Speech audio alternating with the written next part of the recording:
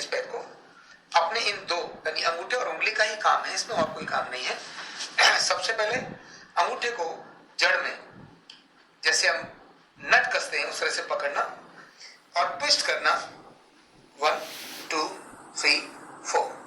1 = 1 होता है, लेकिन इसको चारों दिशाओं में करना है। इधर भी किया और ऊपर नीचे भी इस तरह से 1 2 3 4। जैसे नीचे यहां किया ठीक उसी प्रकार इस जॉइंट से ऊपर और लेकिन ये नाखून के जॉइंट से नीचे 1 2 3 4 और इसी तरह ऊपर नीचे 1 2 3 4। यही काम इस पैर पर किया, अंदर भी 1 2 3 4, ऊपर नीचे 1 2 3 4। इसके बाद फिर नेल के जॉइंट से नीचे कभी कभी यहां पास हो जाता है 1 2 3 4 1 2 3 4। ये 4 की जगह 20 बार भी हो सकता है हर एक, लेकिन मैं भी 1 = 1 है इसलिए 4 बार दिखा रहा हूँ, 4 टाइम दिखा रहा हूँ। अब ये तो 1 2 3 4 1 2 3 4 1 2 3 4 1 2 3 4। जिनका पेट ठीक नहीं होता उनको इसमें दर्द होता है। 1 2 3 4 1 2 3 4 1 2 3 4 1 2 3 4। अभी इधर वाली थर्ड तो 1 2 3 4 1 2 3 4 1 2 3 4 1 2 3 4। यही इधर भी अंदर उंगली लेकर 1 2 3 4 1 2 3 4 और ये 1 2 3 4 और ये देखिए उंगली मैंने ऐसे की, ऐसे 1 2 3 4। इसी प्रकार फोर्थ तो यहाँ स्पीड देखें तो 1 2 3 4 1 2 3 4 1 2 3 4 1 2 3 4। ऐसे मैंने स्पीड में भी दिया 1 2 3 4 1 2 3 4 1 2 3 4 1 2 3 4। ऐसे लास्ट में भी 1 2 3 4 1 2 3 4 1 2 3 4 1 2 3 4 1 2 3 4 1 2 3 4 1 2 3 4 1 2 3 4। 1 by 1 करके ये हमने पॉइंट कंप्लीट किया। इसका नाम है FP1।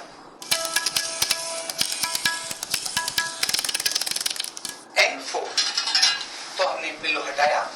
N4 की पोजीशन क्या होगी वो मैं आपको बताता हूं। तकिया N4 के लिए यही लगा रहेगा। दोनों पैर बिल्कुल उसी प्रकार से N1 की तरह से और खड़े होने की जगह रोगी के दाईं तरफ हिप पॉइंट के पास। दूसरा स्टैंड हमसे थोड़ा सा दूर और ये वाला स्टैंड जितना नजदीक हो उतना नजदीक। पैर बिल्कुल उसी जगह पर जाएगा, केवल बाईं टांग पर ही प्रेशर जाएगा। ये पॉइंट है N4।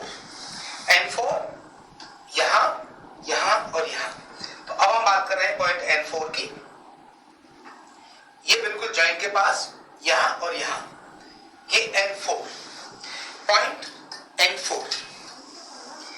ये सीधा प्रेशर 1 2 3 4 5 6। तीसरी जगह मिडिल पॉइंट 1 2 3 4 5 6 1 2 3 4 5 6। ये रिपीट भी कर सकते हैं। तो 1 2 3 पॉइंट में इसको हमने दिया। ये हो गया N4।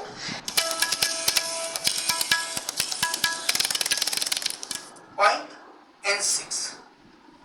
N6 में खड़े होने की स्थिति, एडी जमीन पर, पंजा एल्बो जॉइंट के पास। हमें इसको 3 पॉइंट्स में लेना है, एक यहाँ, दूसरा यहाँ, तीसरा यहाँ। इसी प्रकार से जंघा भी यहाँ एक, दूसरा यहाँ, तीसरा यहाँ, 3 जगहों पर लेना है।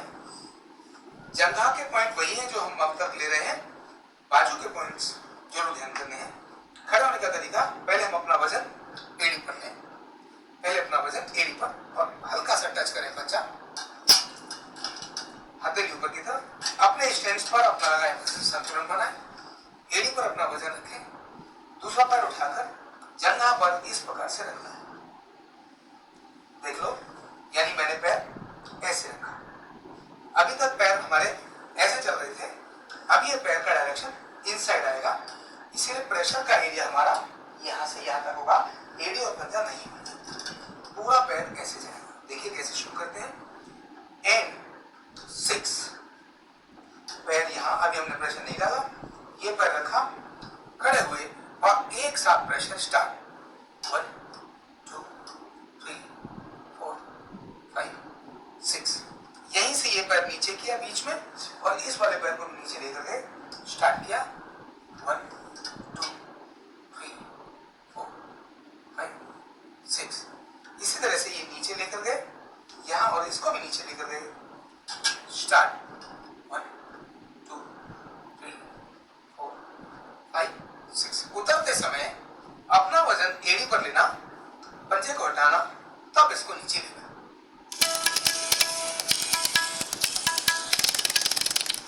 पॉइंट स्टर्नम जी कैसे देते हैं, आओ देखो। स्थान क्या है स्टर्नम जी का, तो हमारी चिन के नीचे, जहां हम चिन को टच करते हैं उससे जस्ट नीचे हमारे स्टर्नम पर, जहां थाइमस ग्लैंड है उसके जस्ट ऊपर, उसको रब करना है, घिसाई करना है स्टर्नम जी पॉइंट पर, क्रॉस में दोनों तरफ से। तो इधर से 1 2 3 4 5 6 7 8 9 10 11 12।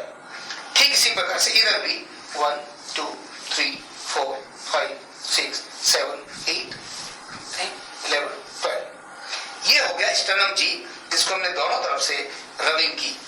सावधानी क्या रखनी है इसमें, जब हम कभी इसको देते हैं तो चिन हमारे को सीधी रखनी है। अदरवाइज चिन अगर थोड़ी टेढ़ी होती है, हमारा पैर, हमारा हाथ इधर जाएगा। ये मैंने आपको हाथ से स्टर्नम जी सिखाया।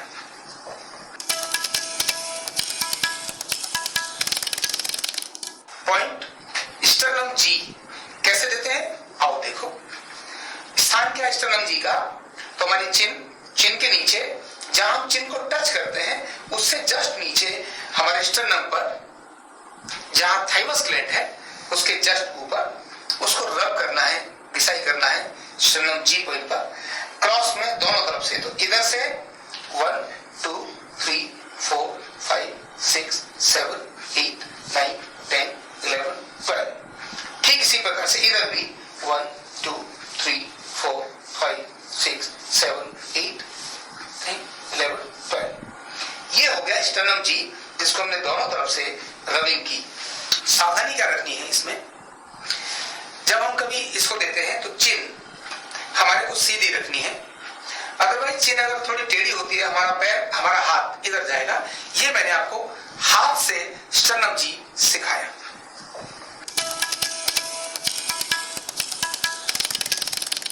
पॉइंट LU1 यानी लंग्स को स्टिमुलेट करने का एक तरीका, लेकिन शुरुआत कहां से करनी है, लेफ्ट साइड से शुरू करनी है। न्यूरोथेरेपी का कोई भी ट्रीटमेंट शुरू करने के लिए लेफ्ट से ही शुरू किया जाता है। तो ये LU1 लेफ्ट और राइट दोनों ही लंग्स के लिए है। देखिए कैसे सीधा लेटना है रोगी ने, दोनों बाजू इस प्रकार की स्थिति में, और लंग्स में यहां से लेकर इस स्थान तक रब करना है। मैंने इस कपड़े को हल्का यहां पकड़ा, सलबट नहीं आनी चाहिए। 1 2 3 4 5 6 7 8 9 10 11 12। ऊपर से नीचे 1 2 3 4 5 6 7 8 9 10 11 12। तो ये था LU1। इसमें ध्यान ये रखना है, किसी प्रकार का झटका बाजू पर नहीं लगना चाहिए। ब्लड का फ्लो ऊपर से नीचे की तरफ ही जाना चाहिए। इतना ध्यान रखते हुए ये पॉइंट कंप्लीट हुआ LU1। अगला पॉइंट है आर्मपिट जी। आर्मपिट जी ये आर्मपिट के लिए है, यहां पर लिम्फ नोड्स होते हैं उनके लिए है। तो आर्मपिट जी कैसे देना है देखते हैं। ये आर्मपिट बाजुओं के अंदर है, या जो हमारी आर्मपिट है इस जगह पर है। तो इसके लिए रोगी को सीधा लेटाना, दोनों बाजू 90 डिग्री पर इसी प्रकार से रहेंगी, और अपनी इस की सहायता से, ये जो हमारी हथेली है, हमने अपने बाजू को ऐसे 1 2 3 4 5 6 7 8, अब मैंने ऐसे 8 दिया, ठीक इधर भी 1 2 3 4 5 6 7 8, इस प्रकार से आर्मपिट जी ये पॉइंट होगा, ध्यान रखना है। आर्मपिट में यहां से लेकर ये जो हमारी आर्मपिट है या लिम्फ नोड्स है, इनकी ये घिसाई है, इनकी ही घिसाई है, तो प्रॉपर घिसाई होनी चाहिए।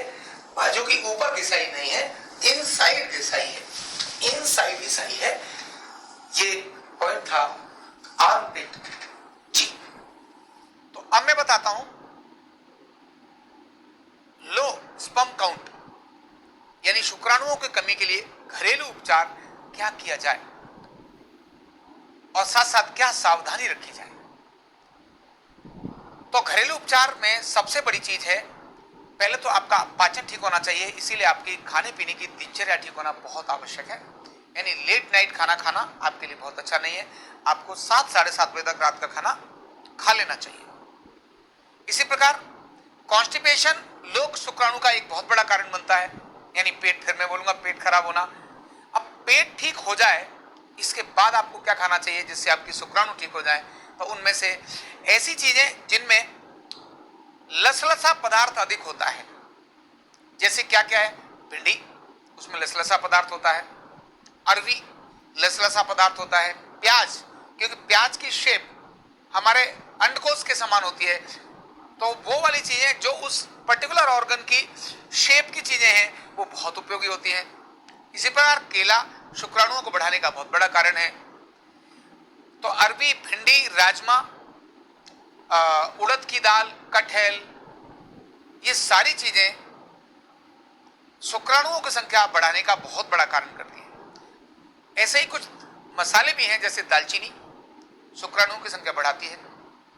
सभी पीले, ऐसे पीले पदार्थ जिसमें हल्दी भी है, गुड़ है, जिनके अंदर शुक्र यानी गोल्डन कलर है या जिसका थोड़ा सा उस प्रकार का कलर है, ऐसी सारी चीजें शुक्र धातु को विकसित करने का काम करती हैं और हमें इन चीजों का सेवन अधिक करना चाहिए, लेकिन सेवन करने से पहले पाचन ठीक जरूर कर लेना चाहिए। अगर पाचन ठीक नहीं है तब आप कुछ भी खाओगे आपको नुकसान ही करने वाला है, फायदा करने वाला नहीं है। तो इसीलिए इन धातुओं को, इन चीजों को खाने से पहले आपका पाचन ठीक होना बहुत आवश्यक है। और साथ ही साथ जो मैंने आपको इस सारे कारणों में से बताए, उनमें से नित्य व्यायाम, पर्याप्त विश्राम, नित्य व्यायाम, पर्याप्त विश्राम, टाइट कपड़ों का प्रयोग नहीं, जीन्स, बहुत कॉमन जीन्स लोग पहनते हैं, तो जीन्स इनफर्टिलिटी का बहुत बड़ा कारण बन रही है, क्योंकि आपके अंडकोश को जब टेम्परेचर चेंज होता है उसको नीचे आना चाहिए, आने ही नहीं देती है, वो ऊपरी रोक के रखती है। इसी प्रकार से अंडर गारमेंट जो बहुत टाइट वाले हैं, जांघिया जिसको बोलते हैं, ये बहुत खराब है। इनफर्टिलिटी का आज के समय बहुत बड़ा कारण ऐसा बन रहे हैं। तो हमने जाना हुआ न्यूरोथेरेपी ट्रीटमेंट भी और साथ ही साथ जाने कारण, लक्षण और निदान। तो इस प्रकार लो स्पर्म काउंट यानी इनफर्टिलिटी का एक बहुत बड़ा कारण मैंने आपके बारे में आपके साथ चर्चा की। बहुत बहुत धन्यवाद, नमस्कार।